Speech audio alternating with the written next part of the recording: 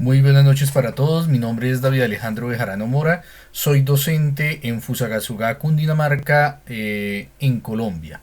A partir de la experiencia de este trabajo en bases del conocimiento de la epistemología y del documento tenido en cuenta de la ciencia en cuestión a través de Diegues, pues vamos a desarrollar parte de qué es el conocimiento científico y para esto arranquemos pues de qué es exactamente la ciencia en cuestión. La ciencia en cuestión tiene que ver con algo crítico, provisional, colectivo, racional, revisable y humano. ¿Por qué? Porque cuando yo hablo de algo crítico es un saber que tiene afirmaciones y que se somete a una prueba. Por otra parte, si yo hablo de algo provisional, es porque este conocimiento está abierto a una serie de imprevistos. Si yo hablo que este conocimiento es colectivo, es porque se genera en sociedad, se genera en conjunto. Y si yo hablo de algo racional, es porque la fundamentación está en la lógica y la evidencia. De esta manera podemos mirar que esto tiene que ser revisable y cuestionable porque depende también de aquellos errores y aciertos que se pretende. De aquí que partimos que lo que nos da por lo menos Diegues en el 2023 en ese documento donde nos hace esa pregunta de qué es la ciencia en realidad en la imagen y no en la idealización. A veces se centra el conocimiento científico como tal, ya pasando de la ciencia al conocimiento científico como algo tan estructurado cuando no es así.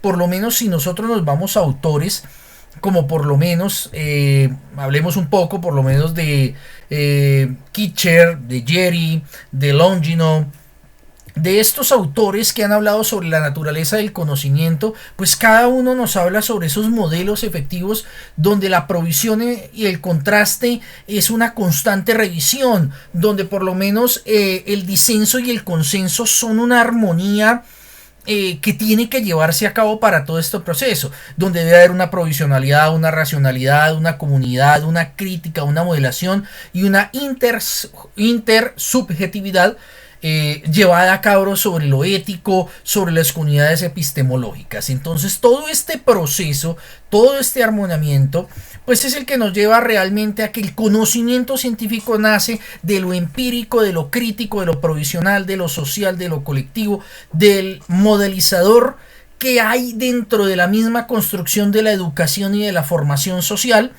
y así queda abierto pues al disenso y a la revisión.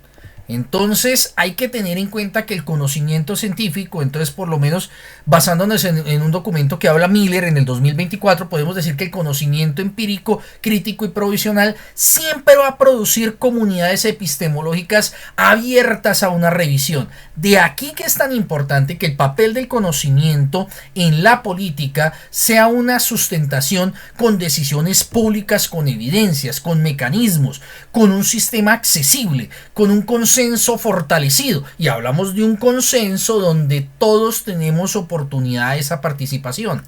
La ciencia no sigue un método único como tal, no es un rigor, es una pluralidad, es una crítica, es una sociabilidad, se avanza siempre dentro de este proceso. La naturaleza misma del conocimiento, ese engranaje que lleva a lo social, a lo colectivo, a lo explicativo, a lo predictivo, a la autocorrección, a esa crítica que tengo yo del proceso que voy a llevar, a decir, esto me sirve, voy a utilizar estos mecanismos y estos elementos. Parte también dentro de estos principios a que el consenso y el disenso, entonces, ¿qué son? Pues el consenso es un acuerdo mayoritario basado en una evidencia crítica, no es unánime, es un consenso, por lo tanto quiere decir que hay un grupo que determina o habla o comparte esas, digamos, esas expectativas, esas experiencias, y de acuerdo a esto se genera la confianza y la estabilidad en la ciencia. Delsen y Mir en el 2024 hablan sobre cómo estos componentes generan una coordinación social. Y también hablamos del disenso a través de estos autores que también refuerzan lo que nos dijo Diegues en 2023, que la divergencia de opiniones y la crítica es la que forma realmente lo que conocemos como conocimiento científico, como esa palabra clave, esa armonización. Entonces, evitar esos dogmatismos, evitar esos caminos donde estas dos formas pueden trabajar, pues entonces tenemos en cuenta que la diferencia entre disenso y consenso es la estabilidad, orientación y aplicación sociable. El disenso es el que dinamiza, el que fomenta la creatividad, el cambio, el diálogo, donde hay esa discusión de un sí y un no, pero hay una forma en que se llegan a acuerdos éticos, morales, cívicos y humanos, donde se puede trabajar esto. Por eso son necesarios para el proceso científico. No podemos dejar de lado que el proceso se vaya solamente por una línea. Es así donde la ciencia versus la pseudociencia, la ciencia es falseable, es correctiva, es reversible. En cambio, la pseudociencia tiene otros tonos completamente diferentes. Pasemos entonces a decir en conclusión que el conocimiento científico, lejos de ser un conjunto de verdades absolutas, constituye un proceso vívido, dinámico, profundamente humano, donde se radican las capacidades comunicativas, donde el mismo sí, el mismo ser genera comunidades científicas de reconocer completamente la crítica, la profesionalidad, la racionalidad, la modelación, la comunicación y la intersubjetividad. Trasladar estas visiones realmente a lo que son los estudiantes o nuestras comunidades educativas, pues debe generar en nosotros ciertamente una cuestión de entender el aprender a ser dentro de ese proceso, reconocer que hay límites del saber, pero que se puede trabajar de manera colaborativa y valorar pues entonces la enseñanza del carácter crítico y social.